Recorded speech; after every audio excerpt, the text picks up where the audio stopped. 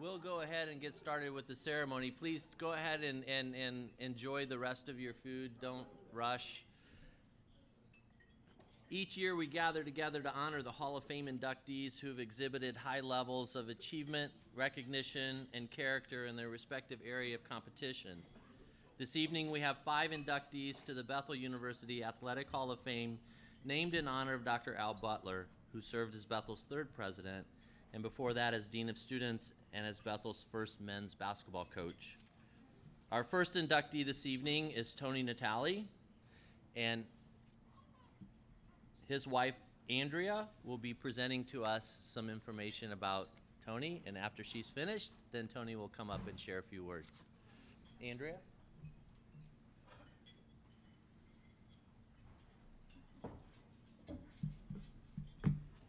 Thank you, Kent. Can everyone hear me? Yes? Okay. Well, good evening, and how's everyone doing? Awesome. Okay, I'm totally honored and humbled to have the privilege of presenting my husband, Tony Natali, as one of the inductees into the Bethel University Athletic Hall of Fame class of 2020. I also want to congratulate the other deserving inductees as well: Kaylin, Irene, Mandy, and Chris. Okay, so I'm so excited I get to go first. I'm not, really not. Okay, so when my husband asked me to be his presenter, my first thought was, you are giving your wife of 36 years a microphone and a captive audience. So I've decided, with that, we're turning this into a Tony Natali roast. Roast, roast, roast, roast, roast, roast, roast. Who wants to go first?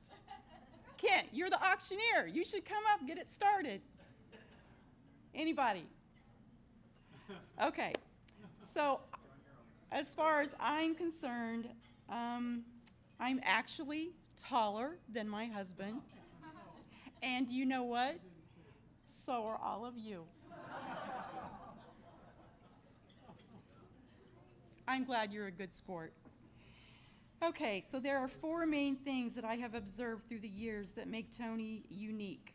These 4 things are pillars of not only his personal life, but his coaching career as well: perseverance, purpose, passion, and pilgrimage. Perseverance. Hebrews 12:1. Therefore, since we are surrounded by such a great cloud of witnesses, let us throw off everything that hinders and the sin that so easily entangles, and let us run with perseverance the race marked out for us. So back in 1985, Tony had a normal job, which was not a coaching job, and he had a dream job, and that dream job was to break into collegiate coaching. So we bought a blue book, which then was the internet of the collegiate sports world, and we sent out 600 inquiries by mail to colleges and universities across the U.S. And so it didn't take long for one ding letter after another to start coming in. So finally, and I kid you not, some 500 plus ding letters later, one offer came.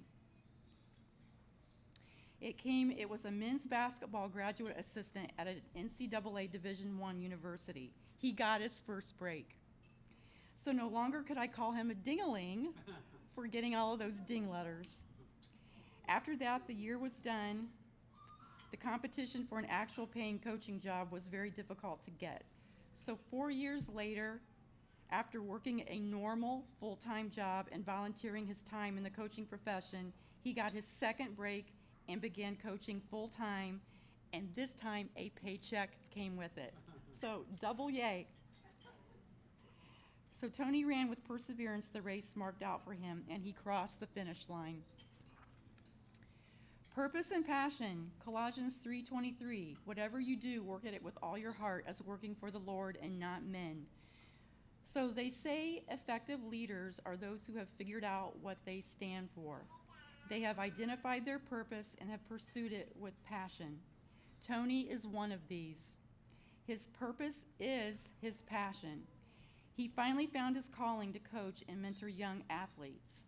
So Tony only knows how to live life in just one speed, and it's always full speed ahead. Why? He has always been a driven person, and so he often drives me crazy. And when I say driven, he is intentional. He's never wastes a moment. He is enthusiastic. He treats all his athletes as equals and with respect. He believes in them and meets them right where they are. Tony sees beyond their years. He sees their potential, and he points them to a foundation built on Christ, a foundation where there is purpose, passion, growth, clarity, and fulfillment that can only come from accepting Christ as Savior. He has created a culture of family who all love and support one another, and he gets that from being Italian, because Italians like to take care of their families, so he's the godfather, so to speak. So the godfather, Tony, works at his job with all his heart, and he does so because he is working for the Lord. Okay, the last pillar, pilgrimage, Psalm 84:5. Blessed are those whose strength is in you, who have set their hearts on pilgrimage. So what is pilgrimage? It's a spiritual journey, and how appropriate that Tony's motto has been constant through the years when he tells his athletes to enjoy the journey. What does that mean? Well, the gist of what he instills is that a journey has a beginning and an end, and what you do in between determines where you end up. Know that your identity is in Christ, and use Scripture as your GPS and as a way to navigate throughout your journey. Along Tony's journey, he makes time for people. He is intentional at developing relationships. He invests. He guides. He allows the Holy Spirit to work in him to build others up, to be accepting and not judging of others. Tony knows how to love everyone and lets God be the one to sort them out later. He chooses to fill his heart with happiness and contentment while traveling on his pilgrimage. So, in conclusion, and I have to take a second and tell you about his championship rings.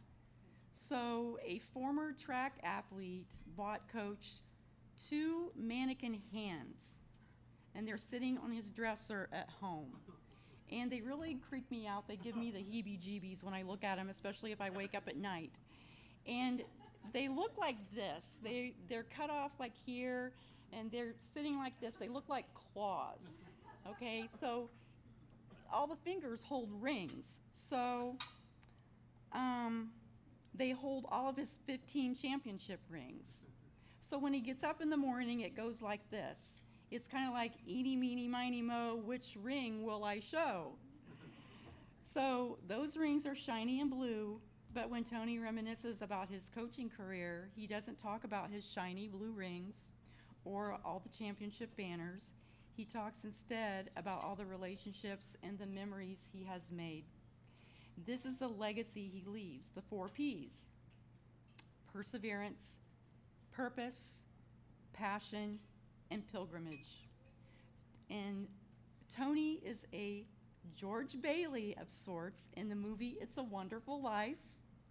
How many of you have not seen it? December 24th, 8 to 11 p.m. Watch it. Okay, so Bedford Falls was a better place because George Bailey was in Bedford Falls. But I have news for George Bailey. The entire world is a better place because Tony Natali is in the entire world.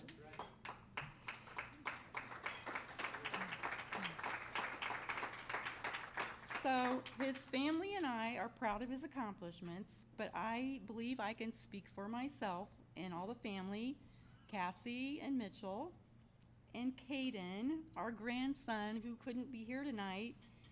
Is he home alone again? Good. Okay, so I'm sorry. This is Caden. He's just adorable. So maybe I should just pass it around. Cassie, Mitchell, and Caden, Hannah and Alec, John, Tony's brother. We would all agree that we are more proud of the man he is and what he represents. So I present to you my husband and my best friend, Tony Natali.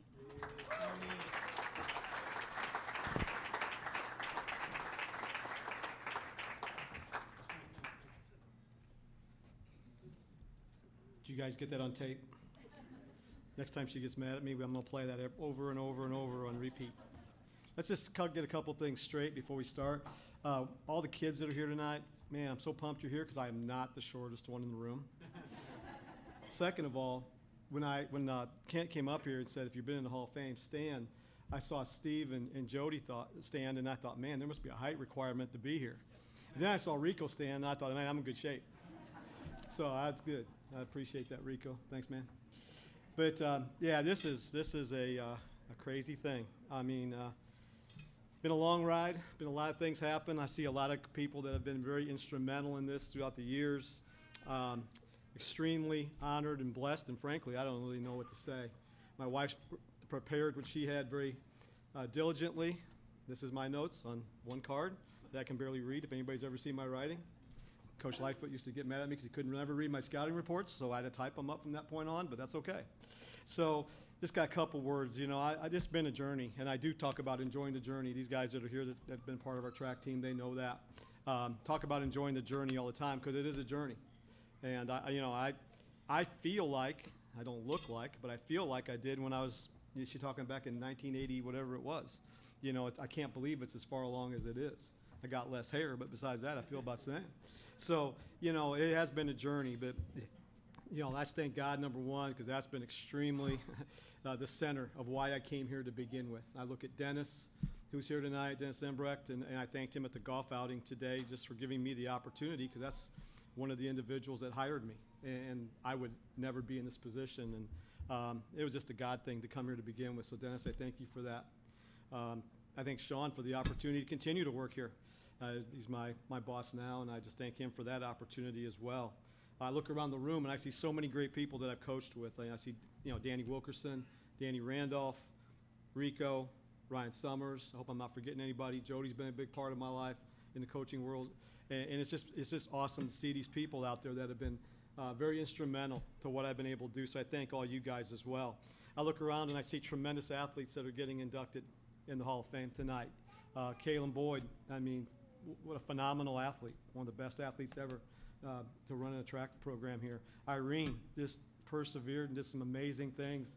You know, you'll hear more about these guys later, but a phenomenal athlete. Mandy Yoder, totally deserving, and then just a phenomenal player in her own right. And then Coach Hess. Where's Coach Hess? Yeah, I mean, he's a phenomenal athlete. I see him play noontime hoops a lot, and he's a phenomenal athlete too. So, you know, a lot of phenomenal athletes out here. But one thing I just really want to say, when I was given the opportunity to be the athletic director, one thing that I really wanted to impress was that this department is student-focused and Christ-centered. And those two things are so important to me. We can never get away from our department being Christ-centered. I mean, that's what we're about. And that needs to be the center of everything we do every day. But on the other hand, also, it needs to be student-focused as well. And I've just had such a blessing. What's made this run and what's made this journey so enjoyable for me are the stories. And I won't do this, I promise you. So I gotta say, I'm a qualifier before you start. I could talk till 11 o'clock about stories. I won't do that. But I mean, there are so many cool stories, and some of them are sitting here tonight. But just real quick, one of them, I had a young man who was an All-American for us on the track team, and he called me about 2 or 3 weeks ago, and he said, "Hey, Coach, can I come by and meet with you?" He graduated 4 or 5 years ago, and I said, "Sure." And he walked in my office and shut the door, and he said, "I just really want to apologize to you." He was never a problem here. He probably never really bought into Bethel totally, but he was never a problem. And he said, "You know, I just want to thank you for the opportunity, and I apologize because I never really bought into Bethel while I was here." And he said, "Frankly, I really kind of didn't treat people very well when I was here. some of the other athletes, some of my instructors, my teachers. I didn't really give them the respect they deserved. And he had a list. He literally had a list of everybody he's been contacting to make that right. And I looked at him and I said, wow, what prompted you to do this? And he said, I accepted Christ here recently.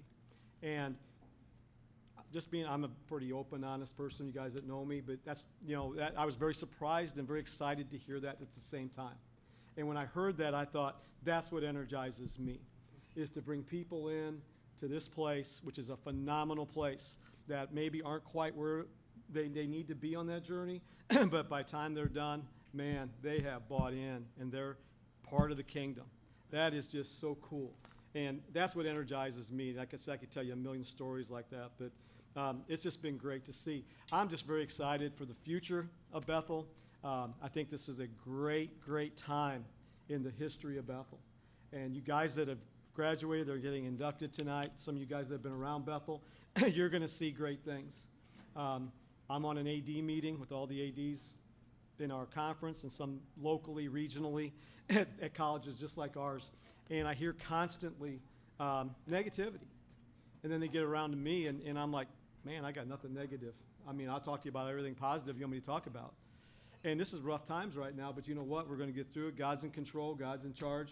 And we trust him totally. And I can't wait for the future of Bethel University, because I think it's going to be extremely special. So I just want to thank you guys tonight. Thank you for the opportunity to be up here. I'm extremely honored and humbled by this. But you know what? God's good, and we're going to keep working. We got more work to do, and we're going to keep doing it. So thanks so much for everything. Appreciate you.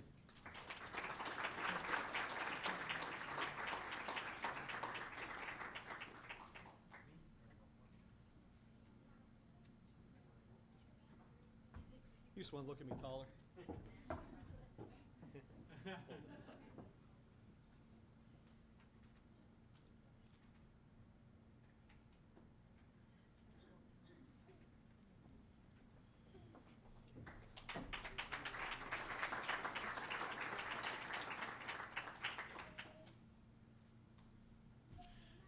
Congratulations, Tony.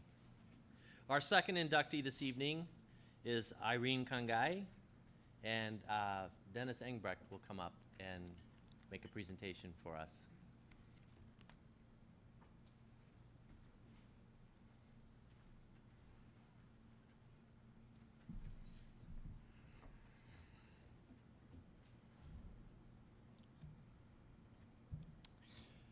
This particular inductee to the Bethel University Hall of Fame began her journey in East Africa, in the country of Kenya. She began her journey on the run, and oftentimes running from one place to another.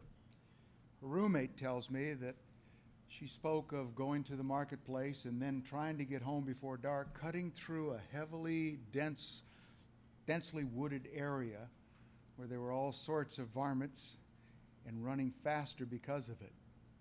In 2000, her journey took her to Germany, where she, as a young girl, a Kenyan girl, began to run. And she ran through high school, and she did quite well.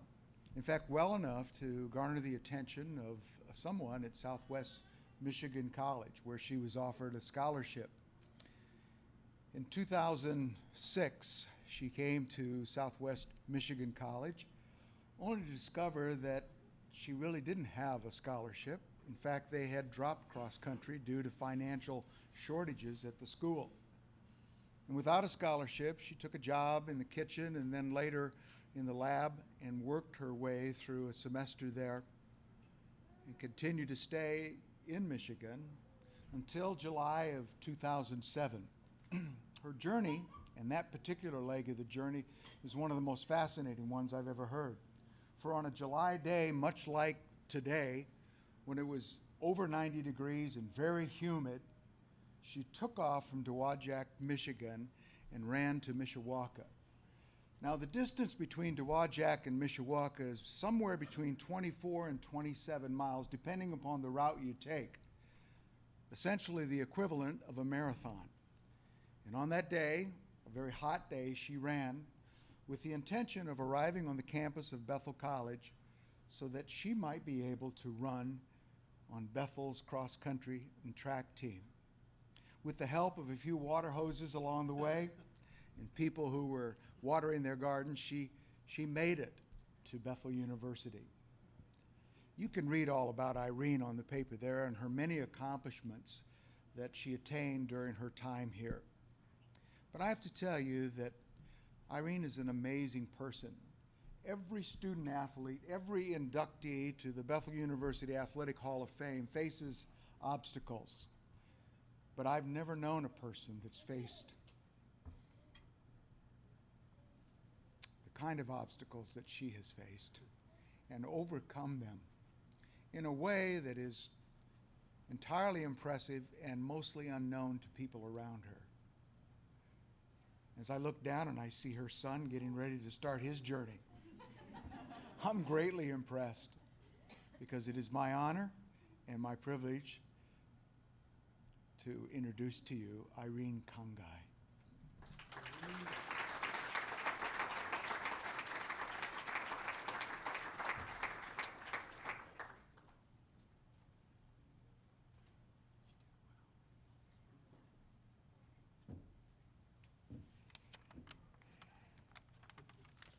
Wow. I don't even want to say. I think the last time I stood or I walked in this building, I was single, not even looking. But now I'm here with my handsome son and my husband. But above all, today, I'm so grateful to be here, to see all of you here, especially my coaches, my friends, Dennis, all of you who made my life to be successful. I'm forever grateful. I'm honored to be here today, to be the part of class of 2020, the Hall of Fame. I'll start with my coach, cross-country coach and track, Ryan Summers. I spent most of the time with him on the track, running. He is a blessing to me in so many ways. The prayers, he started every practice and end practice with prayers. It impacted my life in so many ways. Even the days I was too hard to handle, he has a way of sitting me down and talking to me and to listen. His personality is amazing. Coach, thank you so much. I'm forever grateful. Dennis, I've no words to say thank you to you. You are the reason I stayed here. Most of the time, my professors, my coaches, sometimes I was stubborn, too hard, but they'll run to you and you'll talk to me. You'll sit me down with your advice, wisdom. You kept me going, and you never gave up on me. Coach Natali, you are another unique individual.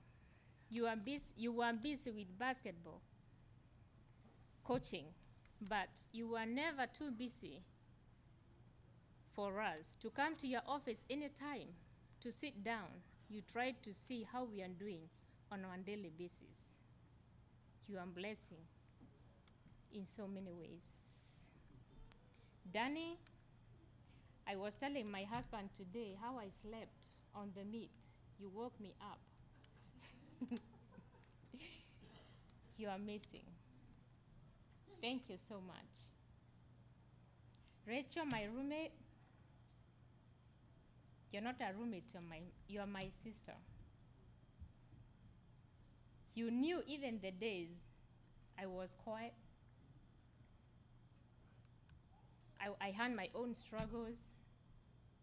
You just hold my hand and pray for me.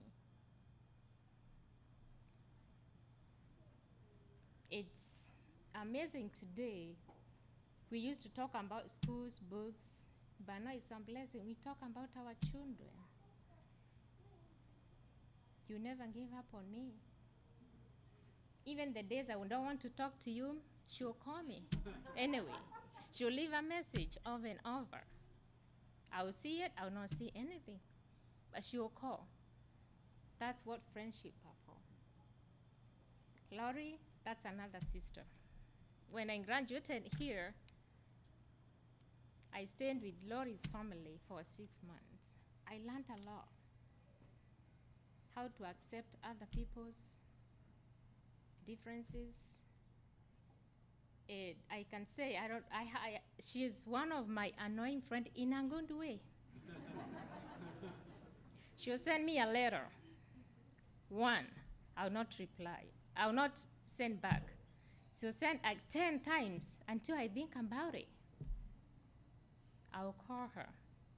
That's another, she never gave up on me. That's what friendship is for. I'm forever grateful to see all of you here and to make my life better and successful. Bethel track was not all about only sport, just running.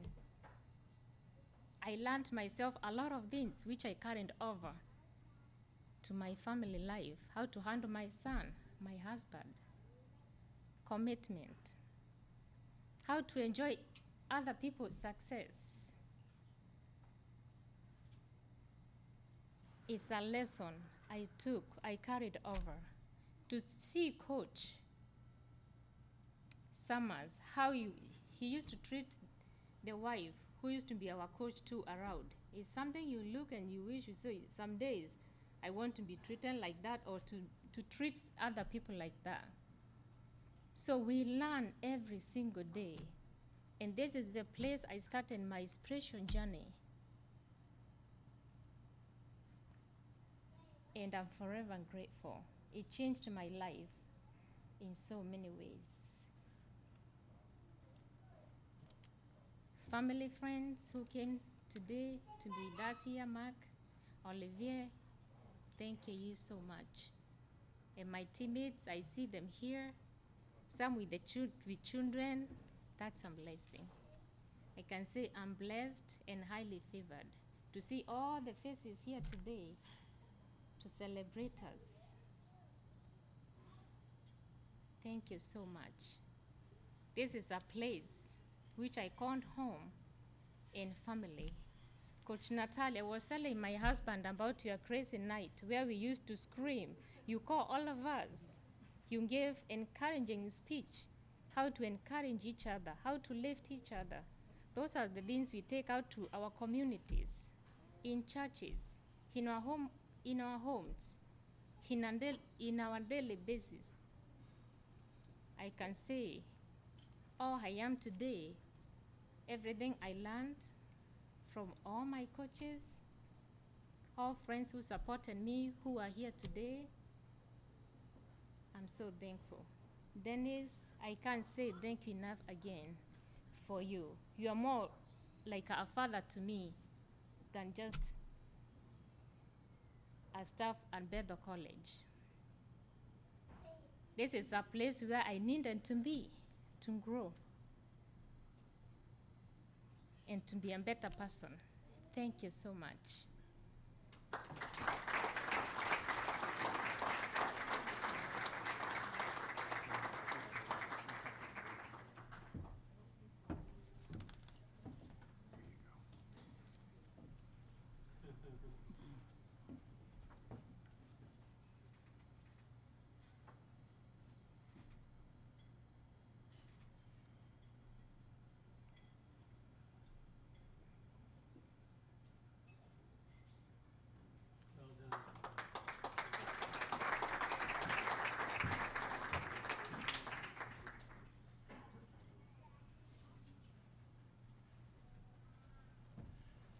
Congratulations, Irene.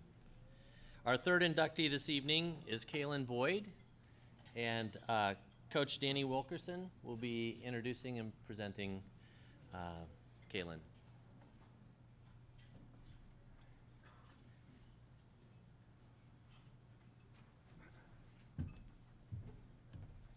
Kalen is kind of the definition for me of how this institution can have a godlike experience from just how did somebody end up here. And so for my coaching friends, I want to explain this to you. A track meet for a high school track meet for a college or for a coach recruiting, it's kind of like going to the 4-H fair. You show up to this meet and there's hundreds, if you've been to high school meets, you know what I'm talking about. There's hundreds of kids running around. There's all these different events going on. There's all these different games, we'll call them. And you sit there and as a coach, you just kind of watch. You sit back and you see what people are doing, and there was Kalen. Saw him in a distance, saw him long jump. Okay, where'd he go? And then it's a game of where's Kalen? Because at these meets, once you're done with one area, they're off to the next area they go, and then off to the next area they go, and off to the next area. And you're literally running around the track trying to find this kid to talk to him. And that's college, that's recruiting for college coaches at track and field meets. So I finally found Kalen. I think I got 5 words out of him. That's pretty much all he said to me. It was about 5 things. Somehow I got his phone number and came to visit. On his visit, maybe 10 words, maybe 15, but that's Kalen. For anybody that kind of had a chance to meet him, that was Kalen, until you got to know him, and then you realize how amazing of a man he is, and how funny he is, and I know he probably doesn't want me to say that, but how funny he is on so many aspects of what he does. And that's the Kalen that I'm blessed to have known that a lot of people did not. He defined for me kind of that notion of what a diamond in the rough is. When he came out of high school, he wasn't this marquee athlete per se. It wasn't like everybody was shooting for him and all that kind of stuff. But I saw something in Kalen. He was that true diamond in the rough that coaches can see somebody and they just go, he's got it, he's got it, he's got it. And hard work, dedication, never letting down. That was Kalen in a nutshell. Never complained. As a track and field program led by Tony, when we came to Christians and we came to conference, it was all hands on deck. It didn't matter. It wasn't about the individual, it was about the team. I think in 2 of those years, I don't think there was an event he didn't do on the track. He was just that gifted. And if you look at his accolades, you'll see it, and I'll talk about a little bit and highlight a little bit more on those in a second. But he is the definition of the diamond in the rough that somehow, for some reason, you came and visited, and I'm so glad you did. 2-time All-American, runner-up triple jump. I think it's stated in there. I think in 2011 was probably hands down, and this says a lot for the history Bethel has. In 2011 is hands down probably the greatest performance in our conference history was by this young man. The 100 and the 200, I still think Dwayne Gray sees you in his nightmares from that season. Dead heat in the 100. So for track and field athletes, what that means is they finish the race dead even. You can't tell. Naked eye can't see it. They had to go down to the thousandths of a second to determine who won. Kalen won. Then they came back in the 200 a couple hours later. Kalen beats them again by 0.01 seconds. 0.01 seconds. Barely nicks him again. 4x1 coming down. Iwu just blows right by that kid. And it's just one story after the other. Long jump one, triple jump. Just, I think 5 events total in that meet. Just unreal what he was capable of doing. It will take a long time, and that says a lot with the young man we just had graduate. It'll take a long time for anybody to cap what you did in your career, for me. Like anything, it's the fact that he left here as diverse as he did. One of the things I noted, he was a conference champion in the 100, the 200, the 400, the 4x1, the 4x4, the long jump, the triple jump. There wasn't an event he couldn't do. He also high jumped. I think he probably could have ran anything. I think he wanted a multi. It was just a pleasure working with you, and this is 100% honored and deserved for you to be a member of the 2020 Hall of Fame. Congratulations. Kalen Boyd.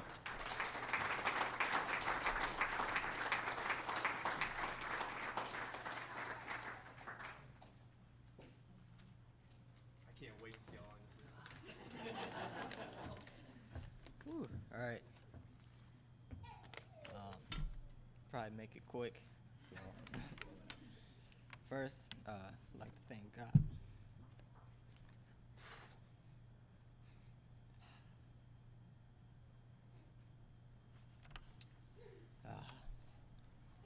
told myself I was gonna do this, but.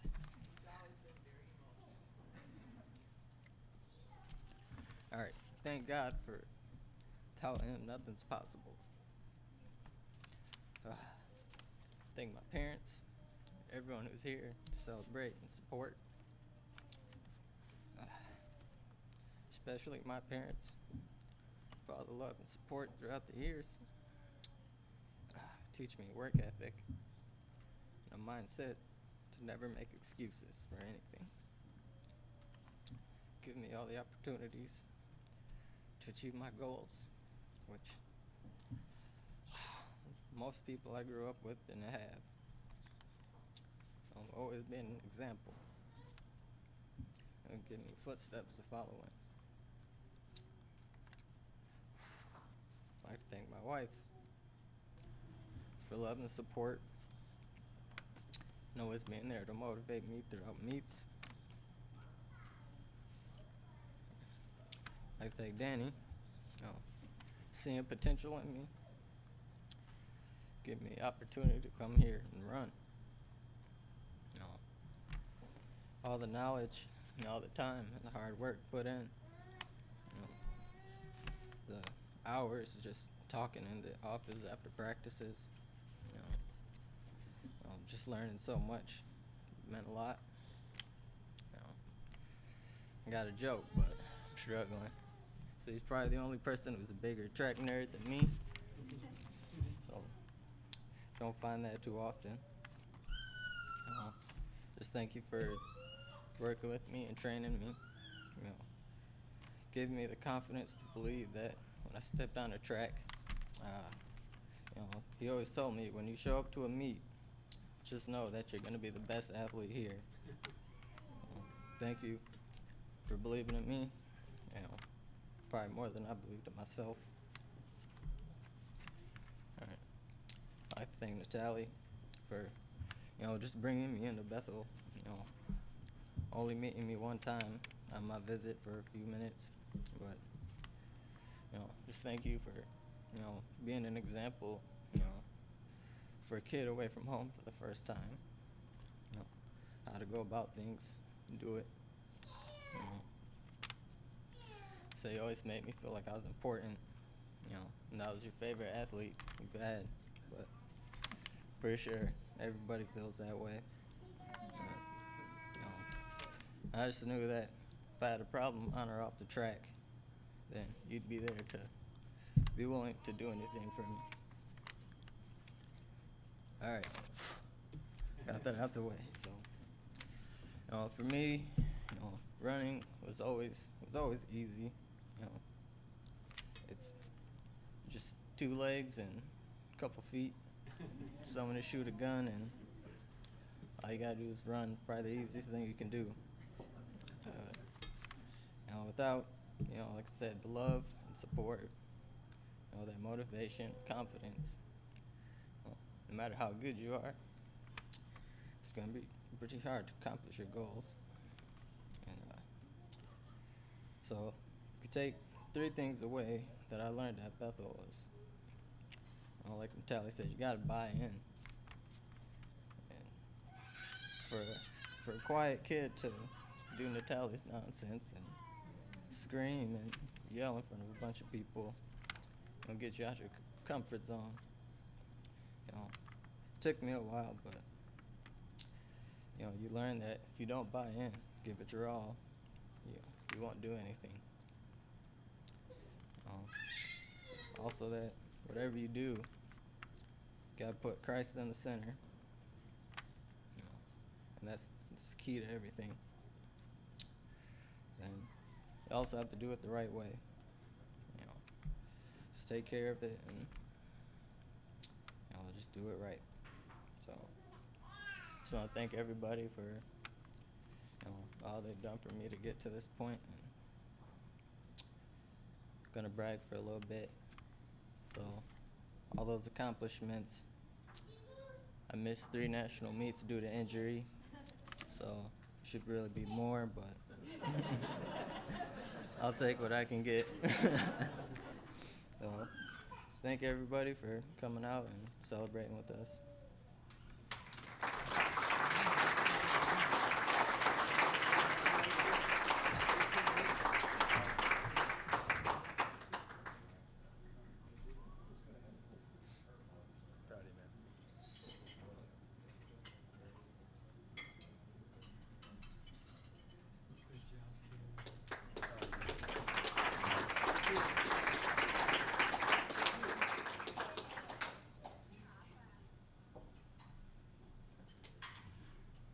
Congratulations, Kaylin. Our fourth inductee this evening is Mandy Stumpf, and she will be introduced and presented by Coach Jody Martinez.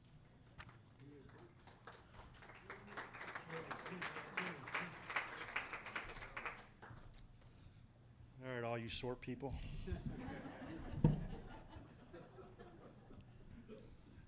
I know I'm here to present Mandy, but I do need to take the time to say a special congrats to each individual that's being inducted. God's good, and God's blessed me in so many ways, and I was the athletic director when all 5 of these inductees were at their prime. Kaylin, I tell you what, I made a statement about you, I think it was your senior year, that you're probably one of the few athletes at Bethel that you could have played any sport and been successful. That's how good you were. Irene, I swear you ran like a gazelle. I mean, it was just beautiful form, and it was painless. I mean, I was in pain watching it, because I can't imagine 250 pound whatever running, and you just took off. And just congratulations to you two guys. For those of you that may not know about Bethel, there is no track here. There's nowhere to train. So I saw them a lot because they were in the gym, or then I would see them in the parking lot, or they would have to go across the street to the middle school. I'm not saying they never complained. If they did complain, it never got to the administration. But it's a reflection of leadership from Tony, Ryan, Danny, and anyone else that was involved in the track program. It was leadership down. And so for Kaylin and Irene, it's amazing, well-deserved honor. Congratulations to you and your families that are here to represent you guys. Coach Tony, you and I came here professionally in '98. And we thank Dennis as one of the vice presidents. And one thing he told us was he didn't care about winning. What he did care about is us being pastors, that we need to impact our student athletes for the game of life. And you've done that. You took a track program that was okay. All of a sudden you had an amazing staff, over 100 athletes when you combine men and women, without a track. That is remarkable. And it's well-deserved. Then you were also an assistant coach for men's basketball, and you trusted Ryan and Danny to take over when you couldn't make it. That's great delegation, and that's a great leader, and that's why you're doing an outstanding job as athletic director now here at Bethel. And so congratulations to you and your family and your kids all grown up. I can remember when they were little.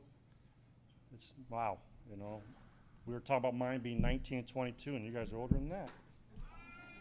Chris, man, we go back to the 80s. And we're kind of aging ourselves now. You and Robbie Prankert and all the good memories in the dorm that we will not share here. Correct? You promised me you would not share one story that I did wrong in the dorm. But Chris and I were students. But I tell you what, I think Chris Hess bleeds blue.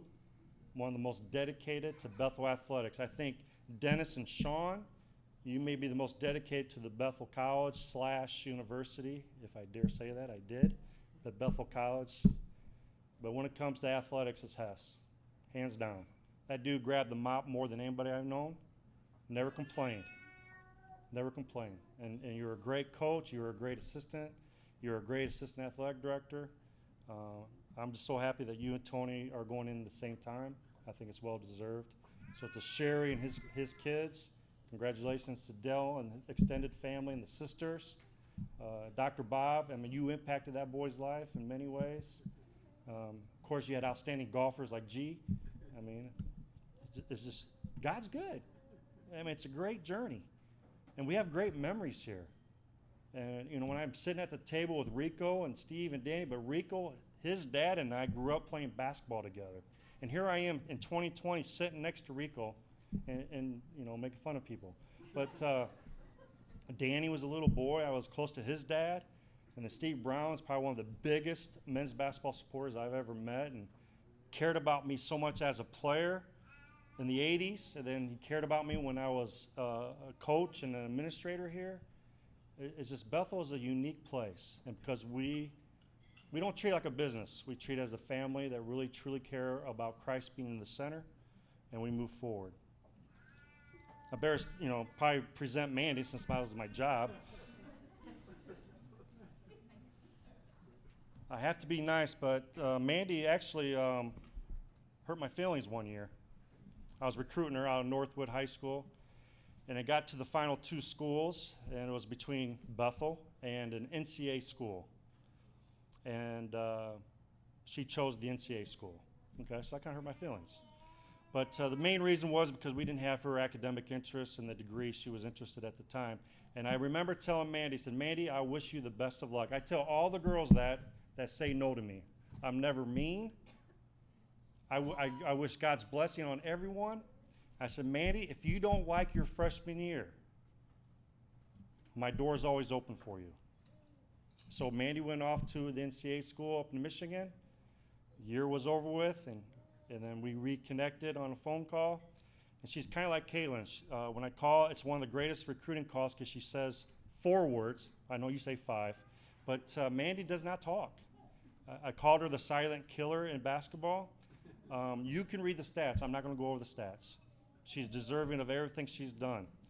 But when Mandy committed to Bethel, I was like, man, we got ourselves a good shooting guard. I mean, she can light it up, okay? And when she transferred in, we had 2 other NCAA girls transfer in. One from Indiana State and one from Grand Valley.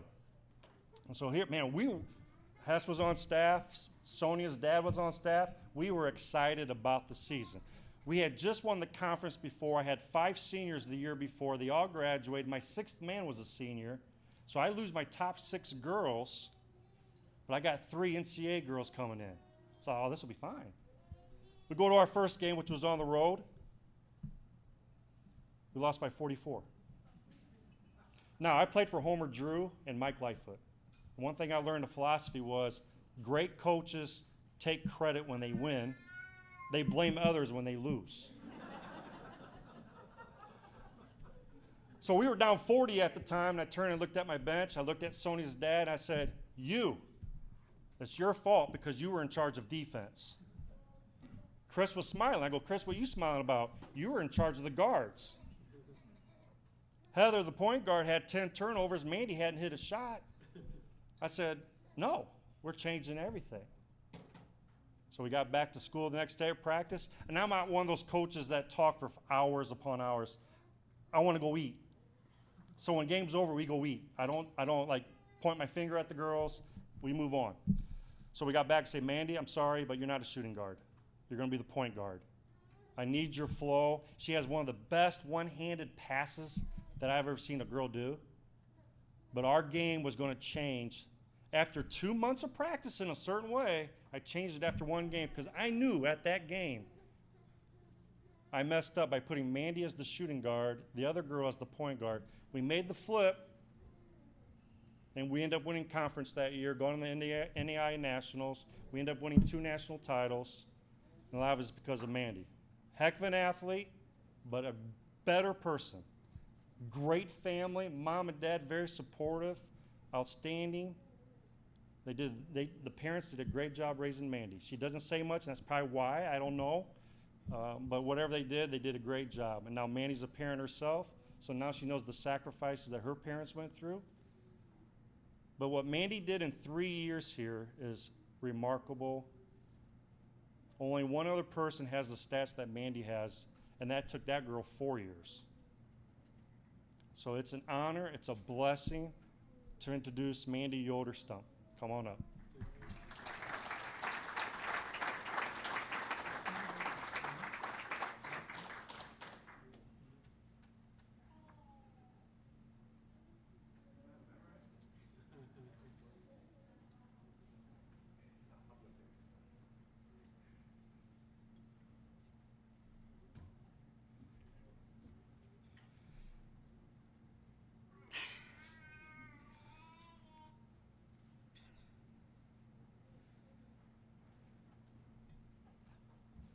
Thanks, Dr. Bob. So I never understand why it's so much easier to play in front of hundreds of people, but then to get up and talk to a few, it's a lot harder. So bear with me. I'm honored to join such a talented group of athletes and coaches by entering the Hall of Fame.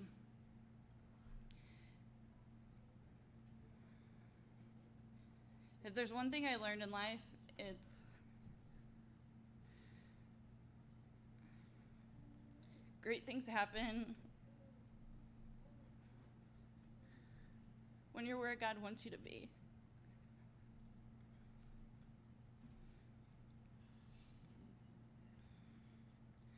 I'm thankful for the talent He has given me and that I was able to discover a passion for basketball at a young age. Basketball has blessed me with many great friendships that have far outlasted the game itself. It took me playing at fairs to realize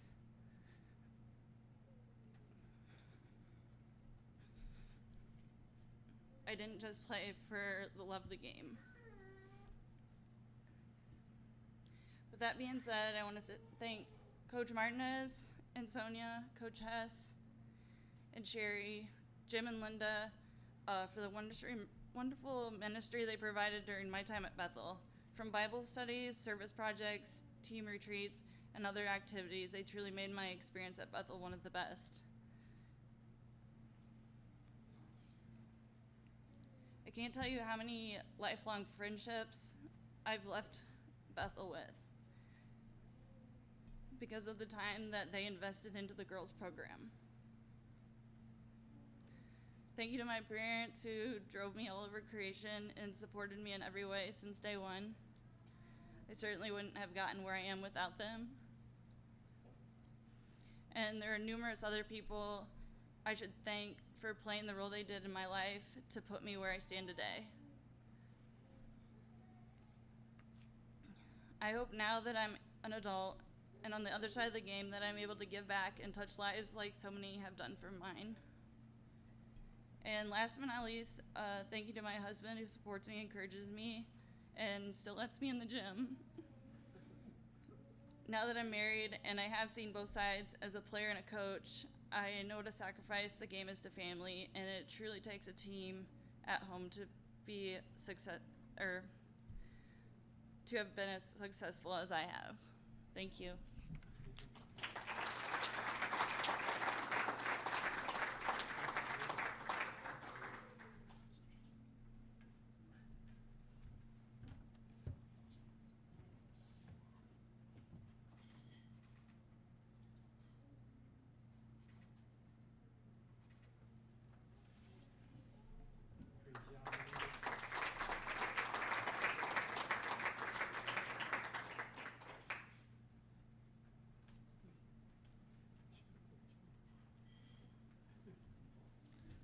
Congratulations, Mandy. Our fifth and final inductee this evening is none other than my buddy, Christopher Hess. And he'll be introduced and presented by Dr. Bob Laurent.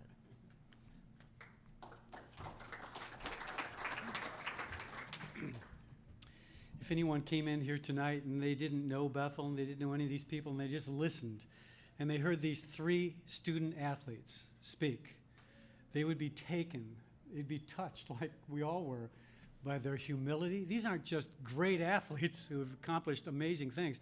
They're humble. They're kind. These are kind people. These are faithful people. This is what Bethel does. Whew. Just like Andrea, I sent out 500 letters to about everybody I knew asking if I could present anybody into the Hall of Fame. I only got one letter back. Chris and Sherry started working at Bethel in 1994 as resident directors. They were resident directors for 10 years. That's when I met them, when I was a student at Saylor.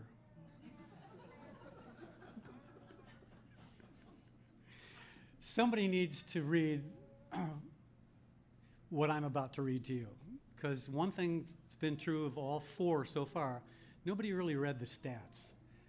And it's just mind-blowing. I've known Chris for 20-some years and never knew this.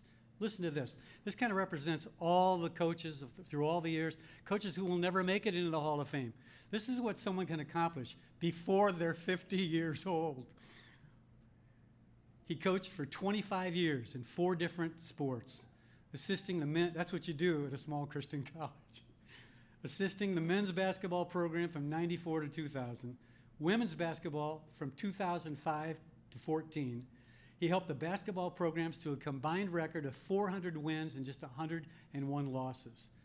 During his time on the bench, the teams garnered 7 league regular season titles, 4 league tournament titles, 3 NAIA national championships, and 4 NCCAA national championships. In 17 seasons as head men's golf coach, he compiled a record of 1,422 wins to just 400 and some losses, with a school record 37 tournament titles. His accolades include the men's team's only Crossroads League championship in 2006, 2 Crossroads League Coach of the Year awards, 16 trips to the NCCAA National Championship, 7 trips to the NAI National Championship. He was named the women's golf head coach in 2011. Over the next 8 seasons, he compiled a record of 636 and 183, with a school record 52 tournament titles. His accolades here include 2 league championships, 2 league Coach of the Year awards, 4 North Central Regional Championships, 4 North Central Regional Coach of the Year awards, 7 trips to the NAIA National Championship, 8 trips to the National Championship of NCCAA, and more stuff than that.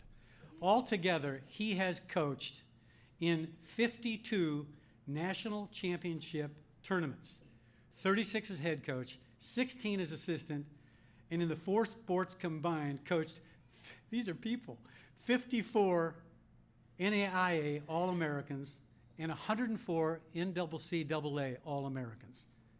Whoa. Chris now serves as Associate Athletic Director. You guys, all of that, I've been a close friend of his for a long time. I didn't know any of that until one day I was working with him in his backyard. It was a hot day, and he took off his shirt, and all these stats were tattooed on his back. You know I'm kidding. They were tattooed on his chest. It's been my privilege to call good friend some remarkable Bethel leaders through the years. Norman Bridges. Norman's with us tonight. Hebrews 12 says he's looking on from heaven. He's cheering us from the grandstands of heaven. Norman's here. Dennis Engbrecht, who I just adore. Kathy Gribben, who I miss all the time. Mike Holtgren, and of course his beloved son. These are people I count as close friends. But there is no one I love more or whose faith I have more respect for than Alex Christopher Hess. A lot of people don't know him like a few of us do. He's not just a true friend to me, he's more like a son to me and has been for over 20 years.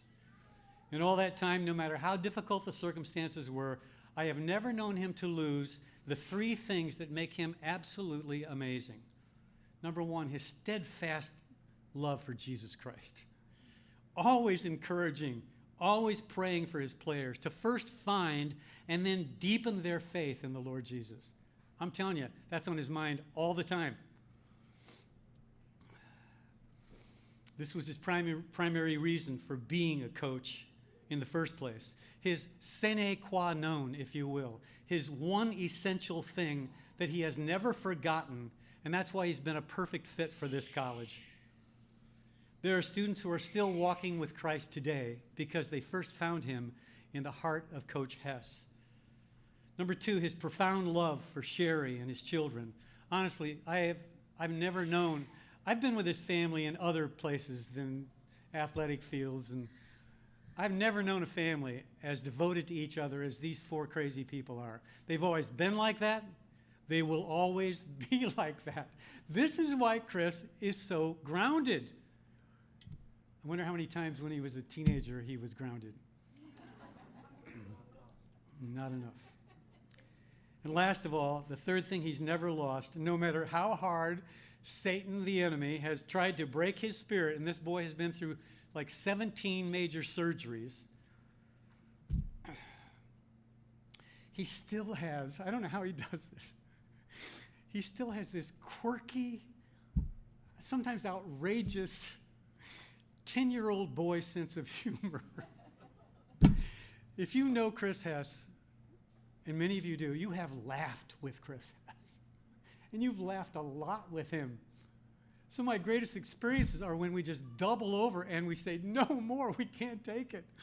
One day he and I I was his assistant coach at a tournament, and and he gets a walkie-talkie call, comes through, and we're in the cart together, and we've been trying to help the players as much as we could. And Chris says, Bob, we got to go now. And he takes off in this cart, and we're going to this fairway where a man has had a heart attack. We had seen this man many times throughout that day. Every time he passed us, he's chain smoking a new cigarette all the time. Guy's 300 pounds, taking up the whole cart. And I remember saying to Chris one time, how is he alive with all the smoking this poor guy's doing? Well, he's the guy who had the heart attack. He fell out of his cart. The story winds up good. He was saved. But he falls out of his cart, and he's lying in the middle of the 17th fairway. And Chris and I are going, whoa, what are we doing? We jump out of our cart. Chris gets his shoulders and picks him up, and I say, I'll take the legs. And I pick him up from the legs, and his right leg slid out of his pants onto the ground. I know. And I'm doing my best to hold my end up while Chris and I scream like little girls. And we're trying not to laugh because it's a horrible moment. And Chris says, Bob, we got to get him up this hill to that ambulance. And so we're working, and it's a heavy load, and we're literally praying. You could hear us, Jesus, help us get this man to that ambulance that's coming. And as we're going up the hill, I remember saying, and it was an honest response. I wasn't trying to be funny. I just said, well, Chris, at least he doesn't weigh as much without that leg. And you guys, you had to be there. Chris just almost dropped the man. One of many times where I realized that maybe the jester is the most important person in the king's court. Maybe the one who teaches us how to whistle past the graveyard and make fun of ourselves and laugh at ourselves. This is really the most remarkable man I've ever known. Let's give it up for Coach Hess.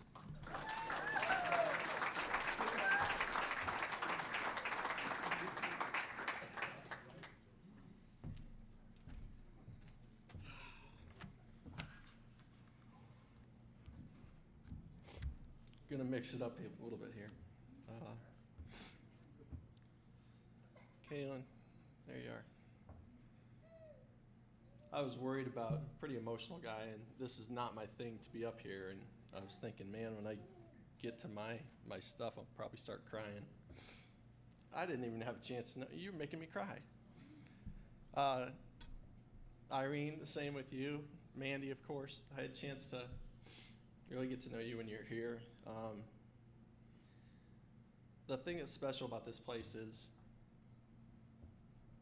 you guys are the reason why we're here. So it's really special just to hear from you. An honor to be with you guys in this class, and of course with Tony as well. So congrats to you.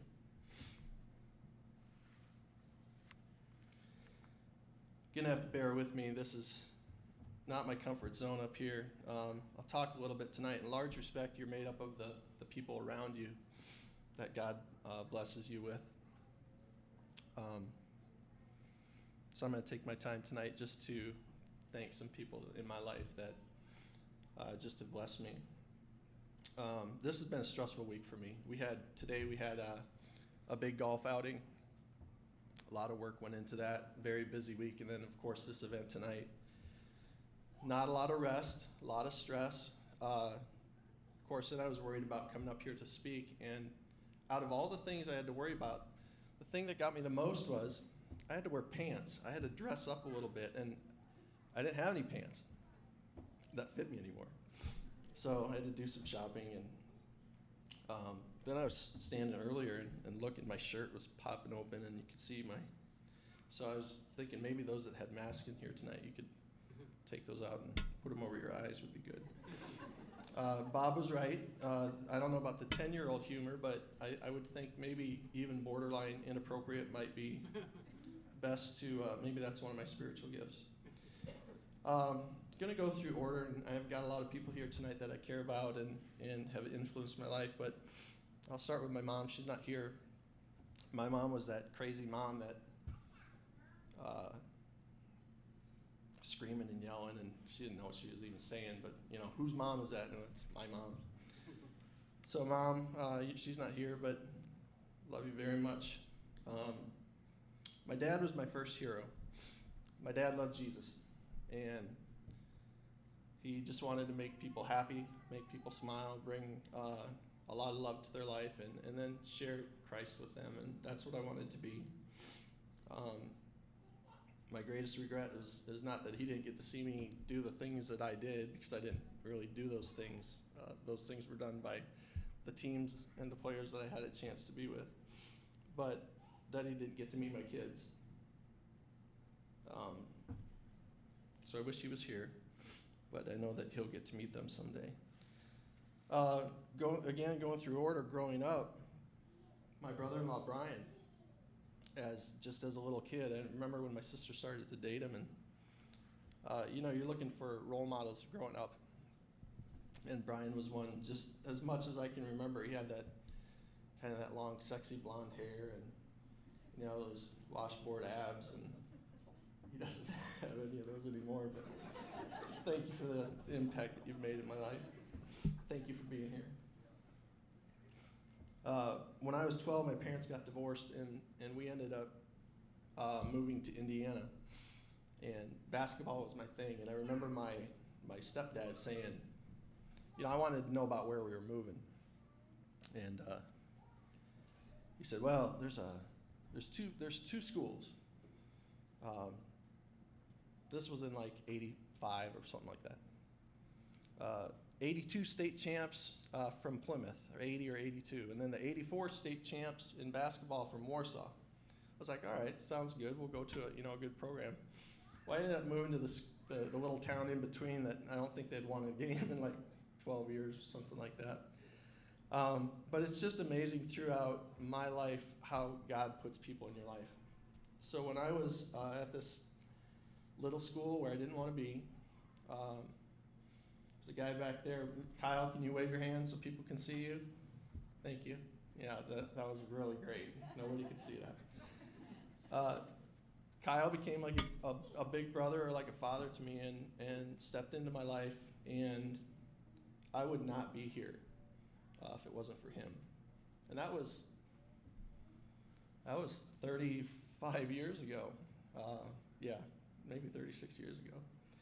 So I thank you for being here. Thank you for the impact you made on my life so long ago. So I get to college, come to Bethel in 1989, and I have a roommate of 2 years. Robbie Prinkert is here. Robbie can wave. People can see you. Just wanted to, mostly with Robbie, thank you for your friendship all these years. You've been here for a long time, but just wanted to take the first opportunity to make an announcement that next year at this time, Robbie Prinkert will be inducted into the Hall of Fame. I'd like to give him a round of applause, please.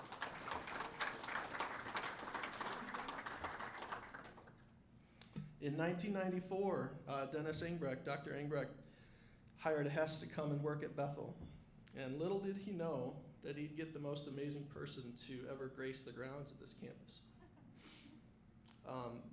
And by hiring my wife, he also got the baggage that went along with her. He got me.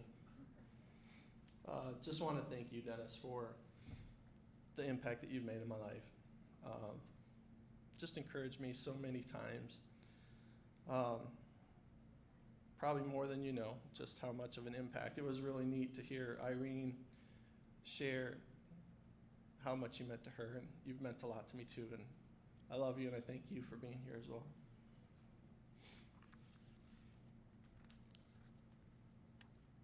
Mike Lightfoot hired me to join his program. I think he was reluctant to do so, but had a chance to work with men's basketball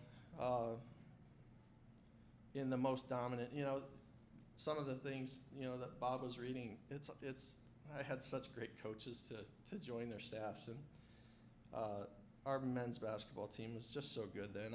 I was just kind of trailing along with them, but I just thank him for that chance. And he was an important person in my life as well. Again, God keeps putting people in my life. With that men's team, had a chance to grow and work with Rico Swanson. Rico, thank you for being here. Two-time National Player of the Year. And really what I started to learn as a young coach is the reason I love it is the relationships. And here we are many years later. I just love you, my brother, and Rico still calls or texts and sees how you doing, coach, and love you and encouraging, and all these years later, just thank you so much for that. Coaching golf, Danny Randolph is here. Boy, we had some times together. He flew in from Florida. Thank you for being here. Danny taught me some things too. Rico taught me some things. Rico was the greatest player in the nation. Danny wasn't the greatest player in the nation, but he was really, really good. But we got to share some things about how to be competitive. We went through some similar things with our dads, and just learned a lot from Danny. Got to coach him in both golf and basketball, and long history together. And discovering how to coach was something that was important early on, and Rico and Danny were a key part of that. Jody Martinez, yeah, you got to yell at me that one game. You yelled at me a lot of games. Before I came to Bethel, when I was in high school, I got to come up and see Jody play. And this is in the 80s. You know, he had legs to here. He had shorts that were way too short. A lot of back then, I remember coming and why are all these elderly ladies here in the crowd, and found out that they would come just to look at Jody's legs. Found it interesting too that they sold Depends in the concession stand. Maybe for Jody. 2005 had a chance to join Jody's staff, and those were the greatest years of my coaching career. Like you said, I learned so much just from someone just a few years older than me about relationships and family, and really that for my kids and for my wife, we went from a family of 4 to probably a family of 200 because the parents, the players, it's just a really special time. And Jody and Sonia, you guys mean so much to me. I'll start to lose it here a little bit. It's been tough since you've been gone, but I love you. Still mad that your big butt's not here though.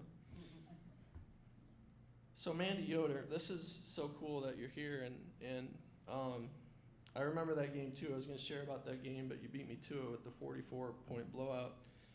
Another thing I remember about Mandy, I just remember watching on the court, and I could just see, Mandy's getting mad.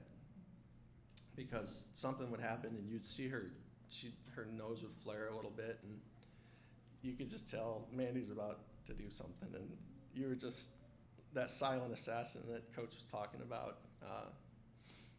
You were just so much fun to coach. I'm so glad to be a part of this class with you. I also remember bobby pins. Mandy with bobby pins in her hair. Like 8 billion. I think I'm still, when I clean the gym floor, I'm still finding bobby pins from Mandy. Her head was like a helmet when she put them on. So much respect for you, Mandy.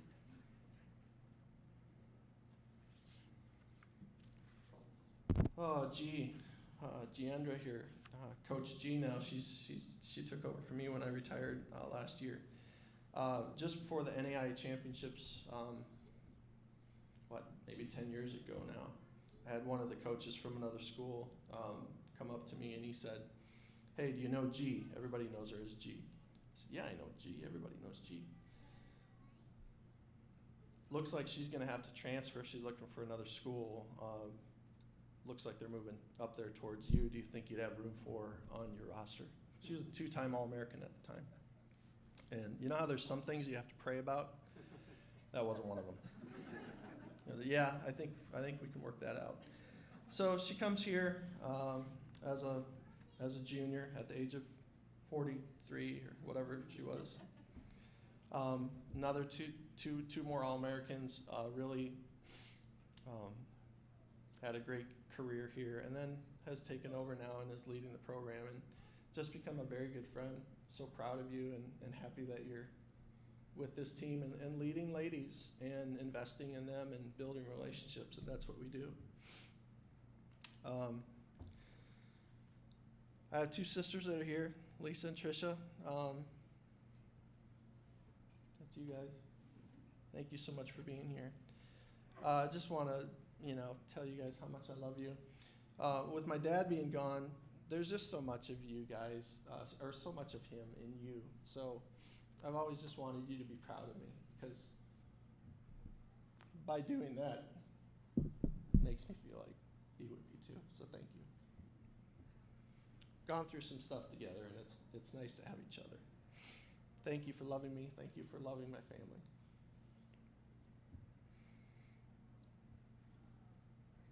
Trisha's husband, Dale, used to be an official, basketball official.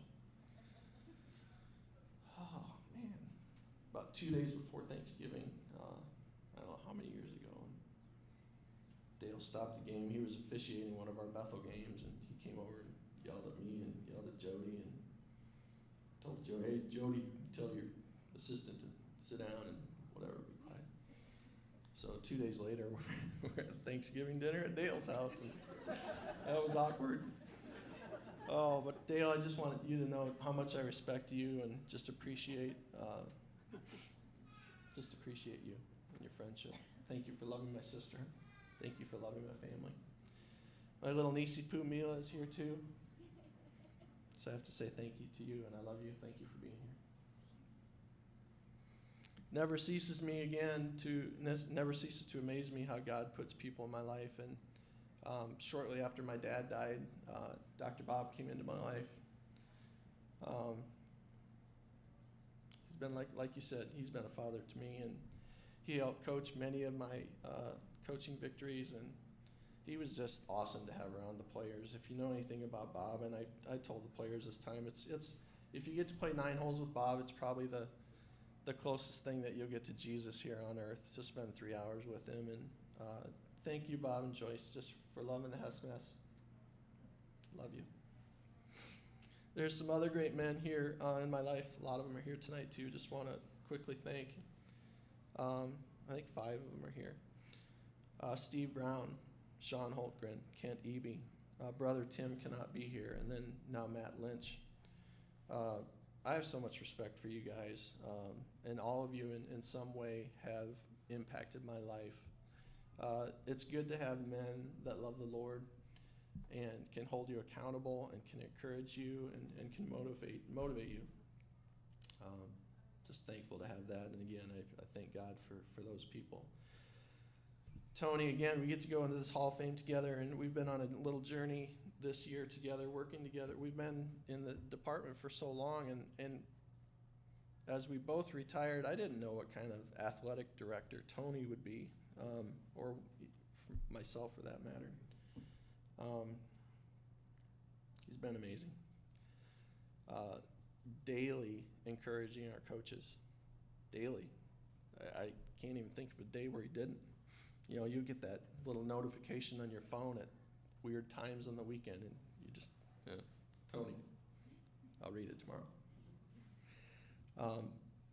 Again, and you've heard this a lot tonight, just keeping Christ as the focus, and then also really focusing on the experience of our student athletes, and I thank you for that. We've got a lot left to do, though, don't we? Finally, as long as I can remember, the most important things to me were to love Jesus, love others, make people laugh.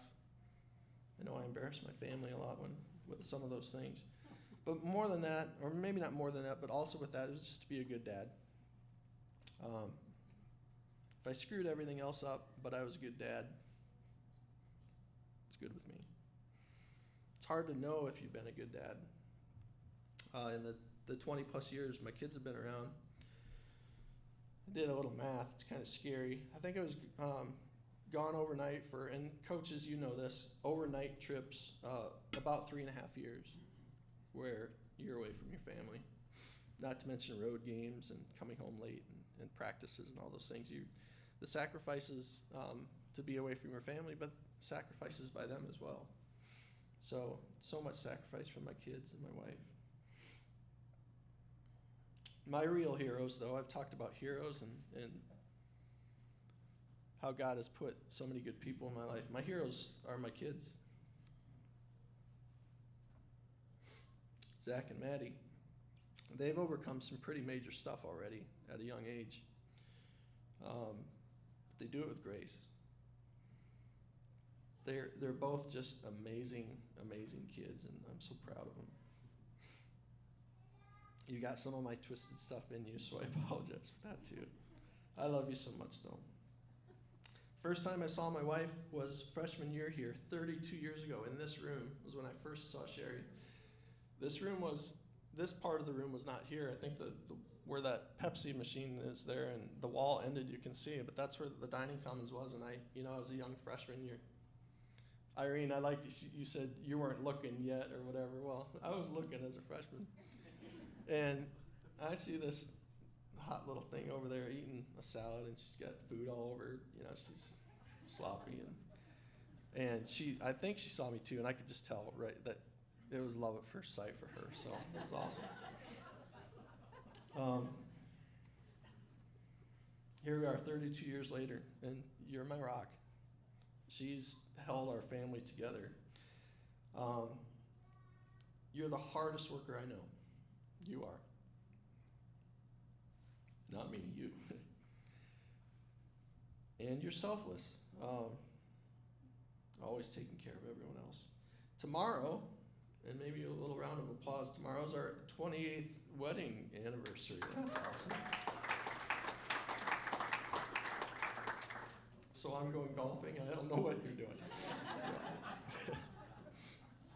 Most of all, and coaches, you can understand this, especially Sherry. I want to share this with you. We do it together. We do this coaching thing together. We have kids and players in our house and in our home, and you pray with them and you cry with them. You laugh with them. You travel with them. They're like family. You want to push them out the door sometimes, but to see, especially you three, it's amazing. You're all soft-spoken and just tender-hearted, and you're just really, really special people. And there's so many kids on campus like that. Lost my spot here. Just about done.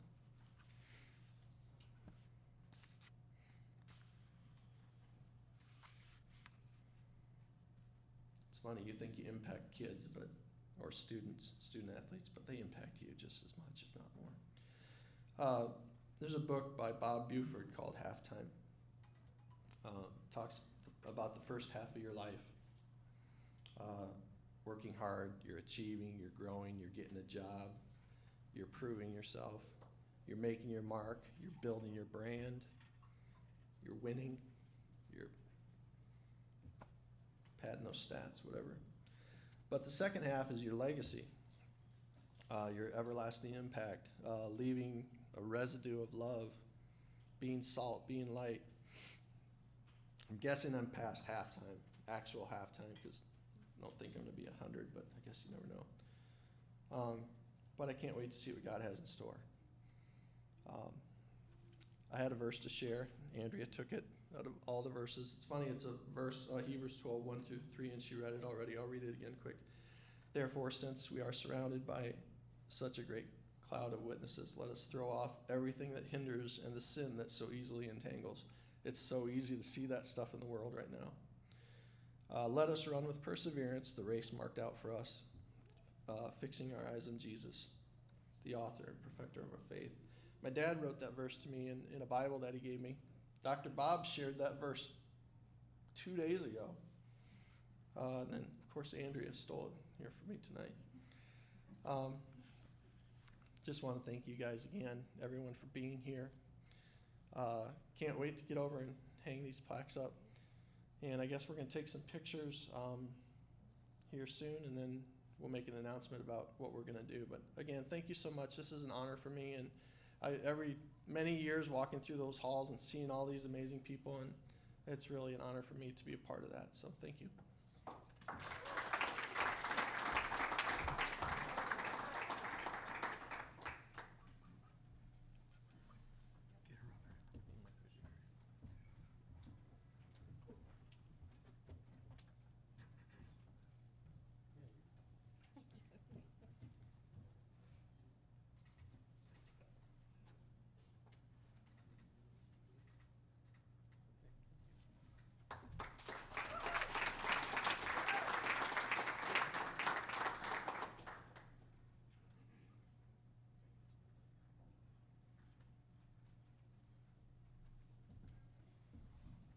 I get to be the guy. We've never done this before, but I'm going to close in prayer, and then what we're going to do, and I know it's getting late, so we'll try to do it as fast as we can.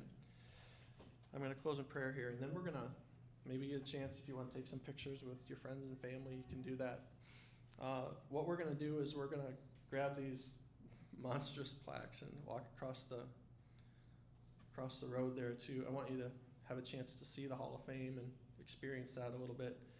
And I'm going to grab a ladder, and we're going to hang those babies and get them up there and have them in place. And again, just a chance maybe for you to spend some time, get some pictures with your loved ones, and maybe meet a little bit. So let's close in prayer.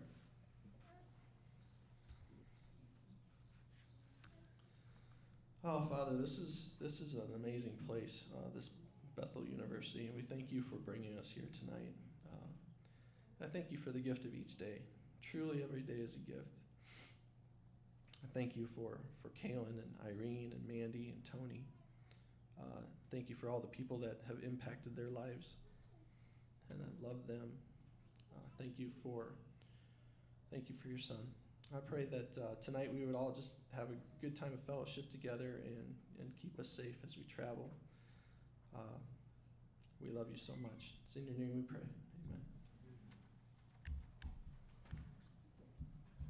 Again, if inductees, if you'd like to come up and maybe get a couple photos, and then maybe 5 to 10 minutes we'll head across and we can get those plaques hung up.